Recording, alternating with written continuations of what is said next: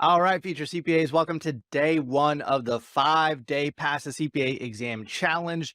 Today's video, we're going to keep it very bite-sized. We're going to be discussing how to master the art of CPA exam planning. So we're going to be kicking off this exciting challenge on day one by crafting the perfect CPA exam passing plan for you. And this is really going to be the key to giving yourself the right deadlines to hit and scheduling each exam perfectly for your current situation to ensure your success. Now, this is very important because if you do not properly plan for your next section, no matter where you are on your journey right now, you could be setting yourself up for failure. So we're going to help you avoid making these rookie mistakes. So let's set all this up. So today's agenda is going to include CPA exam mental mindset preparation. This is really the starting point. We're going to discuss why order of section that you pick and sit for, why it matters. We're going to be discussing how to schedule a brand new section. And just in case, we're going to prepare for the worst, hope for the best. We're also going to learn how to schedule for a retake if that is something that does end up happening for you. And then finally, we're going to tie all of this together and then complete a 9-month pass plan. And so by the end of this video, you're going to have a plan of attack with hard line dates set on your planner.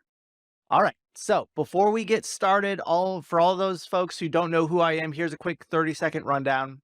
So my name again, it is Brian Kessler. I'm a licensed CPA in the state of North Carolina. I've got 3 years of public accounting experience in audit and 3 years of industry experience and over 10 years of experience helping CPA candidates like yourself pass the CPA exam.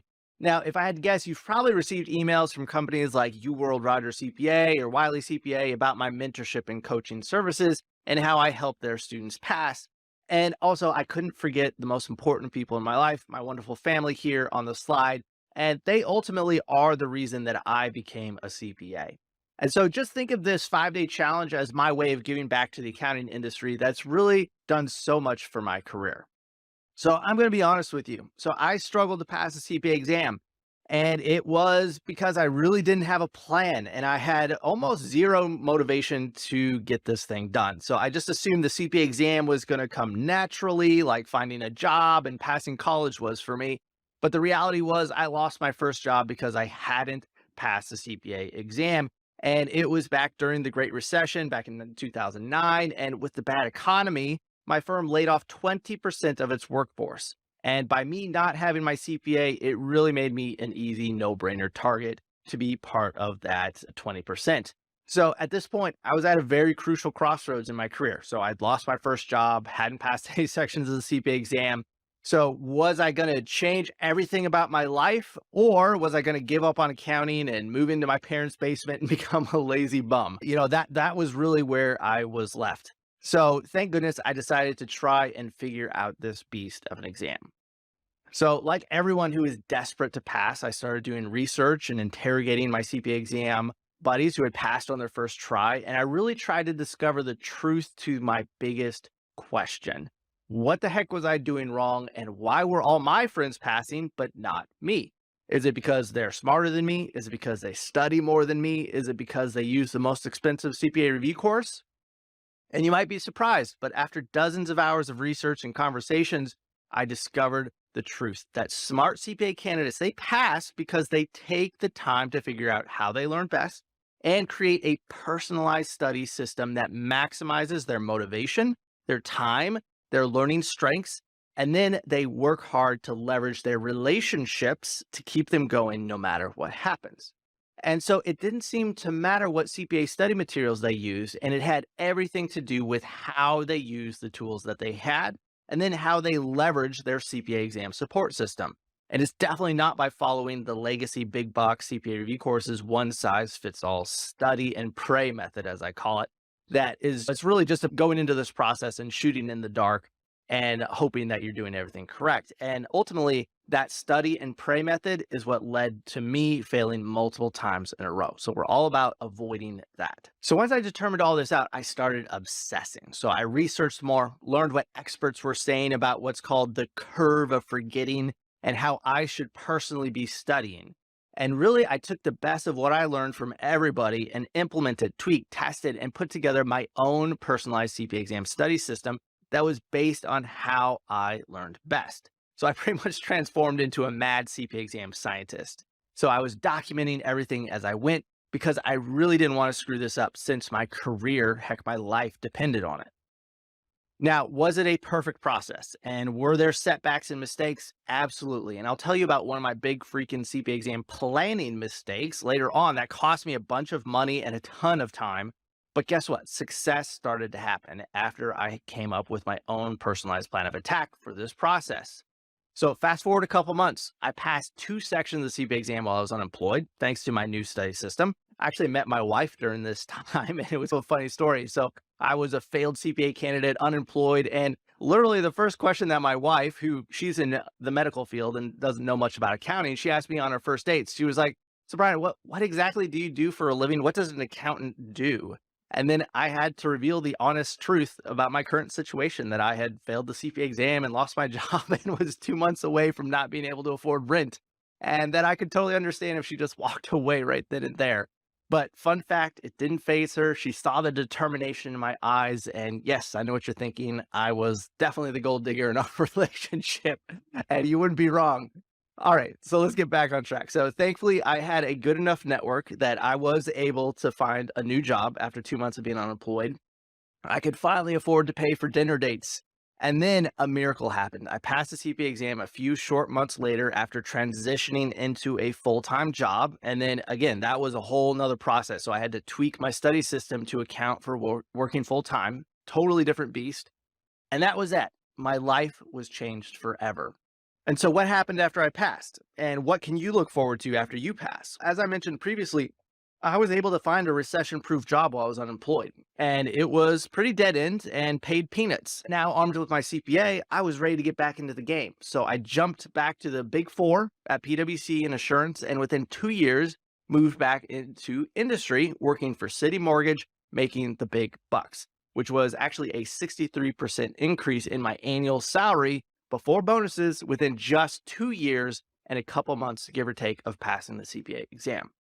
So the question of the day for you, would increasing your salary by 63%, would that change your life? Would knowing that you recession-proofed your career, would that change your life? And would knowing that you are now flexible to be able to jump positions, companies, heck, even industries at will, would that help you sleep better at night? Of course it would. So one final point before we dive in. So my entire career, heck, my life changed as a result of passing the CPA exam. And trust me, if I can do it, so can you. And again, it's all about creating your own personalized CPA study system and not about blindly following your big box CPA review courses, generic advice on how to study. And before you ask, yes, I've taught the exact steps I followed to passing to thousands of people around the world, and they've gotten the same results. So check out Julio. He was one of my mentees and he recently passed. And I quote, he said, "Thank you, Brian. Your method is truly the way." So again, it's not about me. It's all about the personalized study system and having someone to teach you the method to follow to get results. Okay, now as we dive into our 5-day challenge today, there are a couple things to keep in mind. So everything needs to be baby steps so that we can avoid overwhelm. Overthinking is not a requirement here. In fact, it will actually hold you back. And at the end of the day, you just need to follow the system. So I did all the hard work and trial and error to figure this out for you so that you don't have to. So again, if you've got your notepad out, write down #follow the system. That will be wise words to follow if you're interested in saving time and increasing your scores. Okay, so here's the goals of what I'm about to teach you. So it's all about saving you time, which is awesome, helping you defeat the dreaded curve of forgetting, which we're going to be digging into in day 3 of the challenge. It's all about earning job security and career improvement and generating more income for years and years until you retire. But before we can get into all of this, no matter where you are in your journey right now, we've got folks watching who are brand new to the process, but folks also who have failed and need help as well. So no matter where you are, we need to go back to the very core step that needs to be addressed before you will be ready to pass the CPA exam. And that step is your mental mindset. So you have to mentally prepare for this journey. Because again, this exam is unlike any exam that you've ever taken. And if your mental mindset is off, then you are putting yourself at risk of giving up when the going gets tough. And here's what I mean by that. So say you're playing a game of chess and the prize to win is $1 million.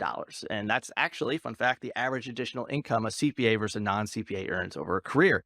So you're in the middle of a heated battle and you lose a key piece unexpectedly. You lose your queen. What do? It's very jarring. Your world instantly feels like it's falling apart and you're tempted to just throw in the towel. There's no hope of recovering from this. And just like that, you decide, hey, chess isn't for me, and poof, your dreams of winning the $1 million prize disappears. With the wrong CPA exam mindset, I've seen 4.0 GPA candidates just throw in the towel after failing the CPA exam because they weren't prepared for that. I was almost one of those people because I was an overachiever in college, and failing academically, it had never happened to me before.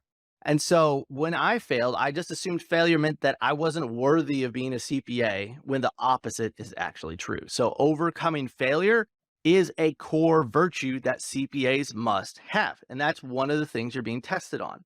So how do we prep for the worst case scenarios so that your knee-jerk reaction isn't to give up when the going gets tough? It's all about mental mindset mapping. So take out the Google Doc right now and follow along with this exercise. If you don't have it, feel free to pause the video, and there's a button below the video that will open up a new tab for you and you can start working on it there. Okay, step number 1, write down your whys. So why must I become a CPA? You need to come up with that list. That's going to be very important. You also want to explore, who will I be unable to serve if I don't pass? And then what can't I accomplish in my career or life if I don't become a CPA?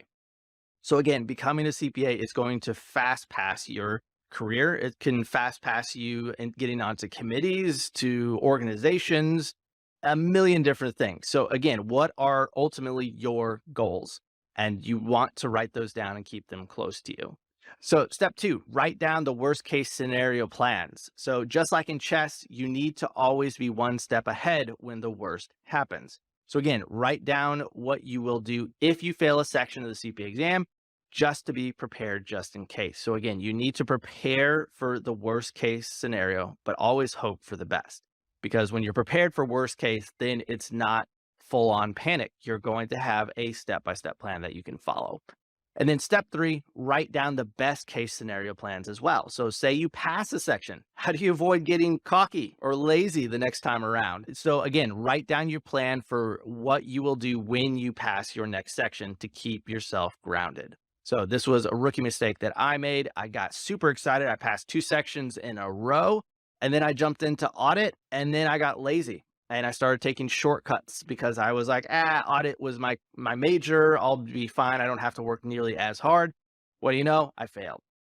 And then pro tip here, please print out all your responses and keep them close as you're studying. So when the going does get tough, these will be the key reminder for why you're putting yourself through this painful experience.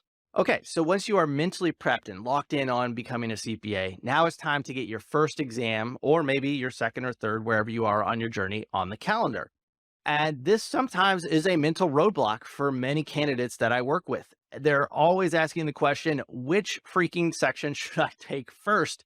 And then it paralyzes them and they make 0 decisions on this. So let's keep it super simple for you. So if you haven't started this process yet, you just want to start with FAR. It's the largest one. It's the most failed section. So you just want to knock it out first. And then what I recommend is to move on to BEC, because again, this section is going away in 2024. So you want to avoid taking any of the new disciplines, and then go with the section opposite of your career expertise. And then hypothetically, the one section that is your expertise, it should be the simplest to pass. So you'll want to end with that one. But again, don't let this decision paralyze you from starting the process. At the end of the day, the only bad decision here is to make no decision. All 4 of these sections are equally difficult. It's really, the longer you take to start, the harder this process becomes.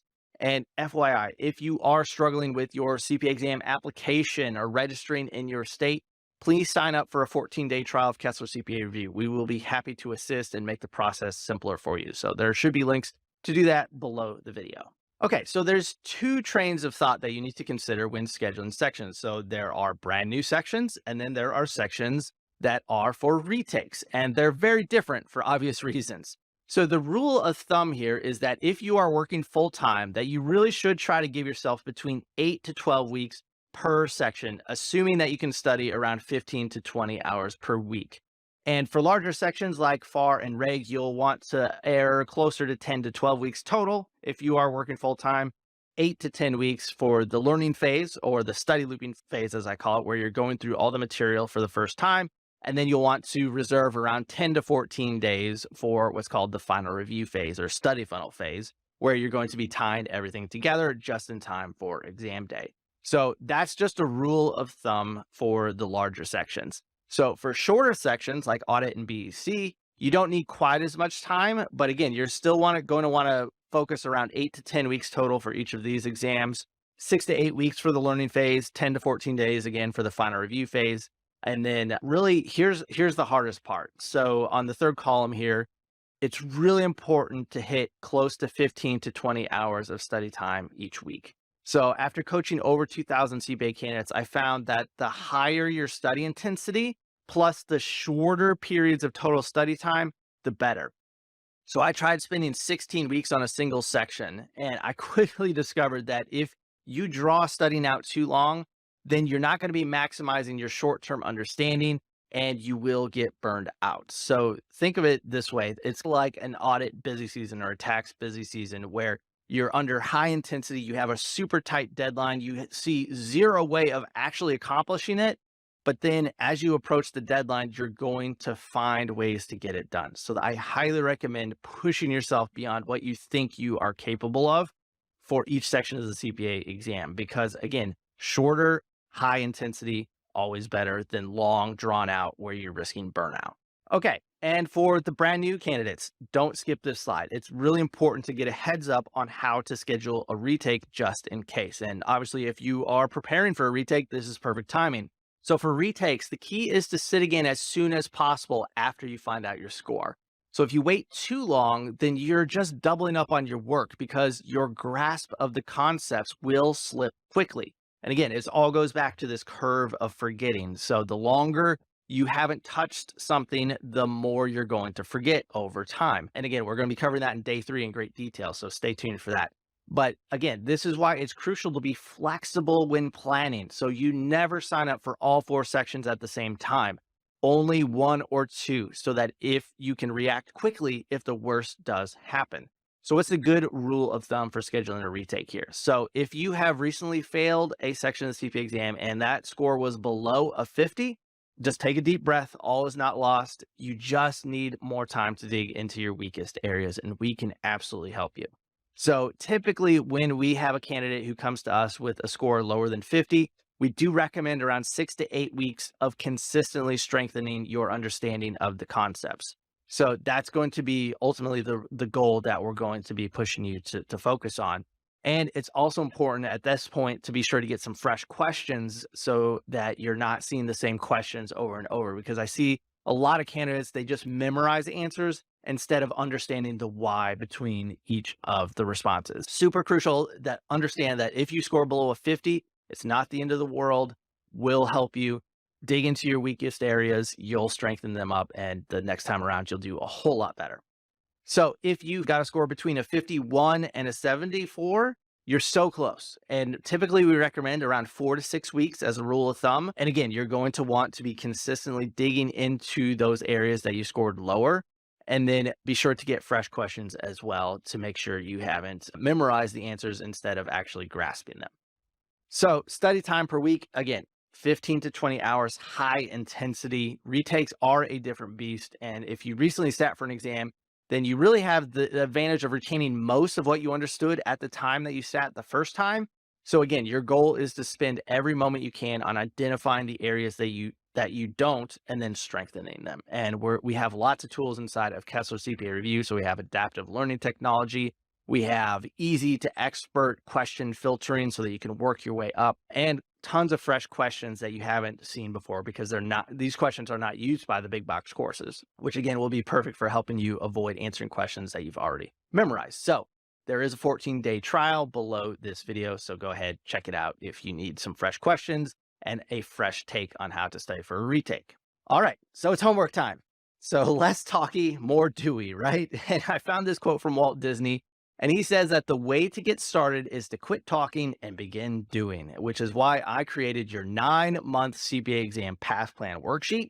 So again, use the day one worksheet that's linked directly below this video. Scroll down to the very end there. And again, my best advice, print this out, write in your ideal dates in pencil, and then adjust in real time as life happens. So again, step one, identify your first or your next section, then come in with the worst case scenario, best case scenario option, put in the dates for each option. If the worst case scenario happens, when would you be able to sit for your retake? If you pass, when will your next exam sit date be? And so forth. So again, do this for each and every section that you have left remaining and get it on the calendar. Calendar, real deadlines, get real results. And again, you can plan all 4 sections out, but do not schedule all 4 at once. Do not have 4 sections scheduled on your NTS at all costs. So again, if you lock yourself in to sit for all 4, it's just asking for trouble, because if you fail even one section, it throws everything off. And again, that short-term retention, it gets less and less valuable the longer it takes you to go back for a retake. So if you fail section 1, but then can't get to it until after you've sat for the other 3 sections, you might as well just be starting all over. So again, my philosophy, hope for the best, plan for the worst. And remember, failure is built into this exam by design. And the reason for this is that the AI CPA wants to see how you react. So if your first inclination is to give up, then you don't deserve to call yourself a CPA. And if your first inclination is to dig deep into what went wrong and improve, those are the folks who win in the end. Okay, so what's coming up next? So the next step in your journey begins on day 2. So it's all about taking control of your time. So we'll be doing a deep dive into that. And again, 15 to 20 hours a week, that is the goal. So we'll be learning how to take your perfect passing plan and then create the space in your busy schedule to hit your study milestones. And this is the key to making the CPA exam a priority and making the right sacrifices temporarily to achieve your goal of becoming a CPA. So watch your inbox for an email about day number 2, or there's a super secret button here down at the bottom of this page that you can click to then take a sneak peek at day number 2 if you're hyper motivated and want to skip ahead. All right, guys, thanks for watching. I really hope that you've enjoyed this training and are getting a lot out of it. So I'll see you in day number 2.